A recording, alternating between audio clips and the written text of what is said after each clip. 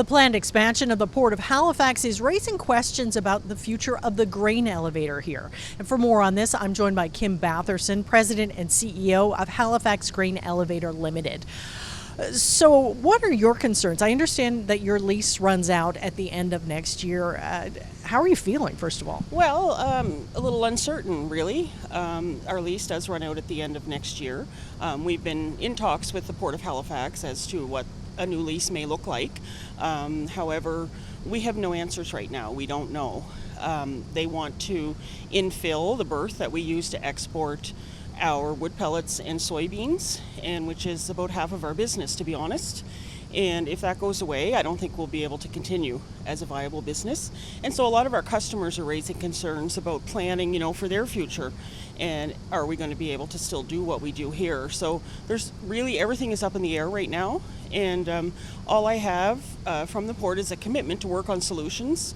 However, nothing has been decided as of yet. And the time is ticking. In terms of dollar figures and quantity, what moves through here every year?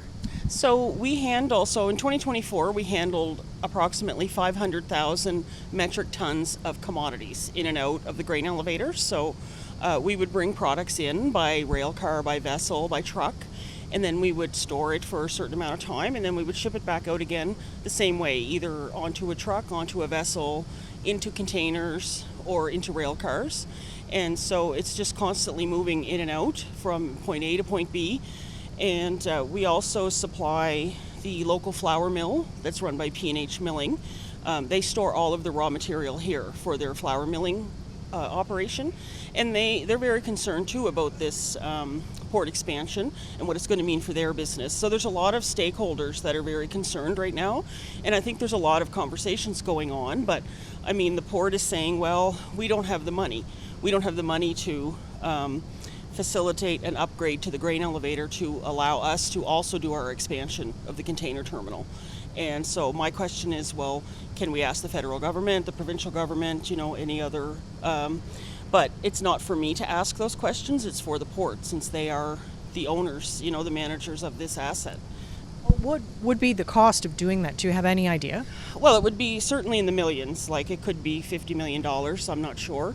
It's a lot of money. It's a lot of money for a private business owner that holds a lease for this facility too. So it wouldn't be for us to pay for that.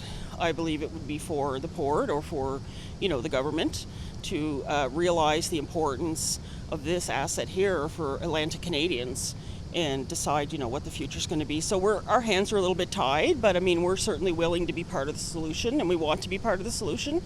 I feel like we can go and help bring investors in, help grow the business and all that, but with the uncertainty hanging over our heads, it's hard to do that. Should this not be viable a year from now or at the end of 2026, what kind of loss would that be to the region in your mind? Oh, I think it would be enormous because, number one, the flour mill probably would pull out of Halifax. And so if you think about what the flour mill does, they make flour. They supply that flour to 85% of the commercial bakeries in Atlantic Canada. So the price of something you buy, like a pie or bagels that are produced here in Atlantic Canada, is going to go up because that flour is going to have to be sourced from Ontario or Quebec. Same thing for the forest producers. The company that produces the wood pellets here and exports them through our facility probably would go out of business. And there's no other spot in HRM that this could go? Absolutely not. There's no other spot really in Atlantic Canada.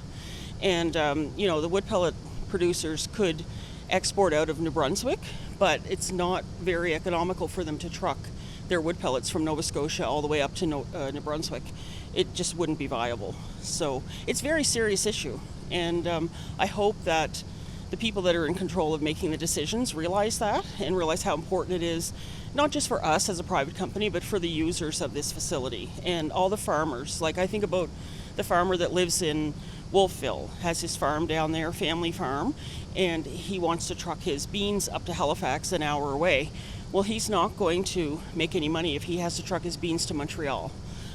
So he'll rethink his decision on where his business will go, Now, this is a massive structure on some really valuable land. Yes. Would it be torn down? What would happen? I don't think, I mean, this structure's been here since 1924. I don't think it would be reasonable to think you could tear this down easily. It would be, I think, it's too close to, neighboring houses and apartment buildings and whatnot. So I don't think it makes sense to actually move this. There are solutions. There's absolutely solutions that can happen, but they're going to take money. So somebody that has the decision-making power to decide where this money's going to be spent, that's up to them.